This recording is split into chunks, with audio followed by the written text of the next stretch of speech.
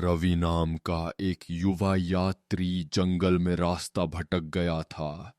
उसके चारों ओर सन्नाटा पसरा था, केवल झींगुरों की आवाज और कभी-कभी किसी जानवर की झलक मिलती। उसका दिल तेजी से धड़क रहा था और हर कदम पर उसे लगता कि कोई अदृश्य शक्ति उसका पीछा कर रही है। हवा में अजीब सी गंध थी, मानो कोई रहस्यमयी शक्ति पास हो। रवि के पैरों तले जमीन खिसक गई जब उसने दूर से भेड़ियों की डरावनी आवाज सुनी। उसका मन घबरा उठा और आंखों के सामने उसके परिवार की छवि तैर गई। हे माँ काली, मुझे इस अंधेरे भंवर से बाहर निकालो, मुझे अपनी शरण में ले लो। वह बुदबुदाया, उसकी आवाज आवाज कांप रही थी। रवि की प्रार्थना के कुछ ही क्षणों बाद अचानक पेड़ों के बीच से एक तेज नीली रोशनी फूटी। हवा में बिजली सी चमकने लगी और हर पत्ता मानो किसी अदृश्य संगीत पर नृत्य करने लगा।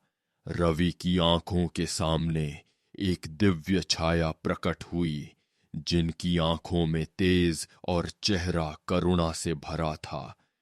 मां काली ने अपने विशाल अस्तित्व के साथ रवि के सामने प्रकट होकर उसके चारों ओर सुरक्षा का घेरा बना लिया। उनके त्रिशूल की चमक से जंगल की सारी बुरी शक्तियां दूर भाग गईं। डरो मत मेरे बच्चे, जब तक मेरी शक्ति तुम्हारे साथ है, कोई भी बुराई तुम्हें छू नहीं सकती। माता की आवाज गूंजी, जिसमें अपार स्नेह था। रवि ने खुद को अचानक मां के आलिंगन में पाया। जैसे ही माता ने उसे अपने बाहुपाश में लिया, उसके भीतर का सारा डर, थकावट और अकेलापन दूर हो गया। चारों ओर उजाला फैल गया और जंगल का डरावना रूप पल भर में शांत और मधुर हो गया।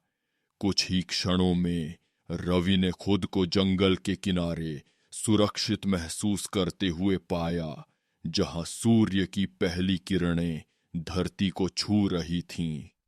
रवि ने हाथ जोड़कर मां काली की ओर देखा।